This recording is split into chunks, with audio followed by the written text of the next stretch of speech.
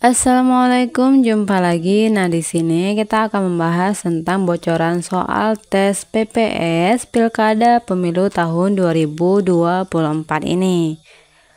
Seperti biasa, semoga dengan pembahasan soal ini bisa membantu teman-teman dalam mengikuti tes PPS dan semoga lulus. Amin. Nah, seperti apa soalnya? Langsung saja kita bahas.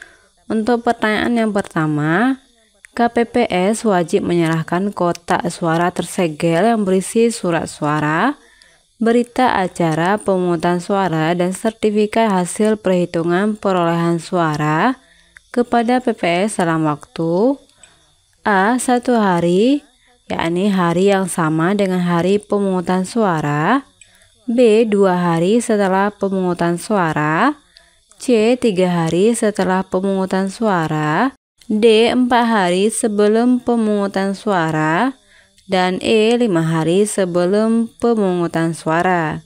Nah, di sini dapat kita pahami bahwa pertanyaannya tentang KPPS di mana wajib menyerahkan kotak tersegel yang berisi surat suara, di mana berita acara pemungutan suara dan sertifikat hasil perhitungan perolehan suara kepada PPS dalam waktu. Jawabannya adalah A, dalam waktu 1 hari, yang dimana hari yang sama dengan hari pemungutan suara. Kita lanjut pertanyaan yang kedua. Mengawasi pergerakan surat suara, berita acara perhitungan suara, dan sertifikat hasil perhitungan suara dari TPS sampai ke PPK merupakan bagian dari A. Kewajiban panitia pengawas pemilu kecamatan, B. Wewenang panitia pengawas pemilu kecamatan, C. Tugas panitia pengawas pemilu kecamatan, D. Semua jawabannya benar.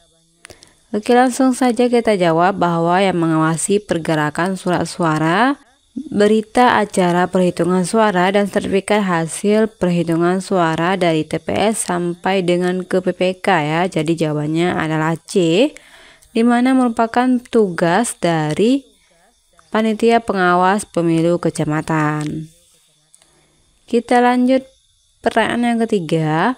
Untuk membantu menentukan status laporan sebagai pelanggaran atau bukan administrasi pengawas pemilu, memutuskan berdasarkan hasil A. Konsultasi, B. Kajian, C. Pleno, D. Klarifikasi. Oke, di sini untuk membantu menentukan status laporan sebagai pelanggaran atau bukan administrasi ya. Jadi pengawas pemilu harus memutuskan berdasarkan hasil. Jawabannya adalah B, berdasarkan hasil kajian. Oke, kita lanjut pertanyaan yang ketiga. Untuk menyamakan pemahaman dan pola penanganan tindak pidana pemilu, Bawaslu, Kepolisian Negara Republik Indonesia, dan Kejaksaan Agung RI membentuk A. Gakum, B. GAKK, C. Pegak, D. Siak. Maaf jika ada kesalahan dalam pembacaannya. Nah, di sini langsung saja kita jawab bahwa jawaban yang benar adalah B atau GAKK. Selanjutnya pertanyaan nomor 5. Warga Kabupaten Tegal yang pindah memilih ke Kota Semarang dapat menggunakan haknya untuk memilih A. Calon Presiden dan Wakil Presiden, B. Calon Presiden dan Wakil Presiden dan DPD, C. Calon Presiden dan Wakil Presiden DPD DPR, D. Calon Presiden Wakil Presiden DPD DPR DPRD Provinsi Riau. Jadi di sini warga Kabupaten Tegal yang mana berpindah ke Kota Semarang dan dapat menggunakan haknya untuk memilih. Jadi di sini yang bisa dipilih adalah jawabannya B, di mana calon presiden dan wakil presiden dan juga DPD. Kita lanjut pertanyaan nomor 6. Pernyataan berikut ini adalah benar kecuali A. Dalam hal calon wakil kepala daerah terpilih berhalangan tetap, maka calon kepala daerah terpilih dilantik menjadi kepala daerah. B. Calon kepala daerah terpilih diusulkan oleh DPRD kepada Presiden melalui Menteri Dalam Negeri bagi calon gubernur. C. Dalam hal calon kepala daerah terpilih berhalangan tetap, maka calon wakil kepala daerah terpilih dilantik menjadi kepala daerah. D. Calon kepala daerah yang dilantik menjadi kepala daerah karena calon kepala daerah berhalangan tetap mengusulkan 2 orang calon wakil kepala daerah kepada DPRD berdasarkan usul partai politik atau gabungan partai yang mengusungkannya. Dan E. Apabila kepala daerah diberhentikan berdasarkan putusan pengadilan yang telah mempunyai kekuatan hukum tetap, maka jabatan kepala daerah diganti oleh wakil kepala daerah berdasarkan keputusan rapat paripurna DPRD dan disahkan oleh Menteri Dalam Negeri. Pernyataan yang kecuali jawabannya adalah E, yakni apabila kepala daerah diberhentikan berdasarkan putusan pengadilan yang telah mempunyai kekuatan hukum tetap, maka jabatan kepala daerah diganti oleh wakil kepala daerah berdasarkan putusan rapat paripurna DPRD dan disahkan Menteri Dalam Negeri. Kita lanjut pertanyaan nomor 7. Warga negara yang tidak memiliki hak memilih kecuali A. Anggota TNI, B. Anggota Polri, C. Warga negara yang dicabut hak politiknya oleh pengadilan, D. Purnawirawan TNI atau Polri. Di sini adalah warga yang tidak memiliki hak pilih, yakni yang kecuali ya, berarti jawabannya adalah D. Purnawirawan TNI atau Polri.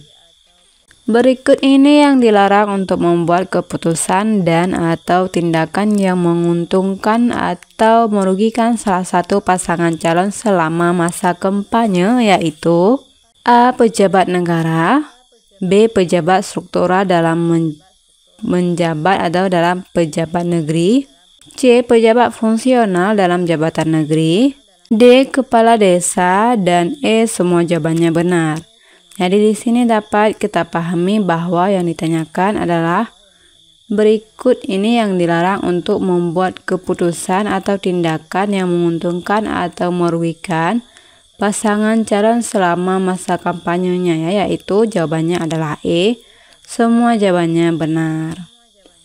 Kita lanjut pertanyaan nomor 9. Pada pemilihan kepala daerah, jumlah pemilih di setiap TPS ditetapkan paling banyak A. 300 orang, B. 500 orang, C. 600 orang, D. 700 orang, dan E. 800 orang. Oke, jadi di setiap TPS yang ditetapkan paling banyak, ya ini maksimalnya adalah E, yakni 800 orang. Kemudian kita lanjut pertanyaan terakhir. Jumlah lokasi, bentuk, dan data letak TPS ditentukan oleh A. KPPS, B. PPS, C. KPU, D. KPU Kabupaten atau Kota, dan E. Bawaslu Kabupaten atau Kota. Jadi jumlah lokasi atau bentuk atau juga letak TPS yang ditentukan oleh jawabannya yakni D, yakni KPU Kabupaten atau Kota. Oke, sekian dulu pertanyaannya, semoga bisa membantu dan juga bisa dapat dipahami. Nah, di sini seperti biasa sebelumnya saya minta tolongnya untuk klik subscribe, like, dan juga komen. Assalamualaikum warahmatullahi wabarakatuh.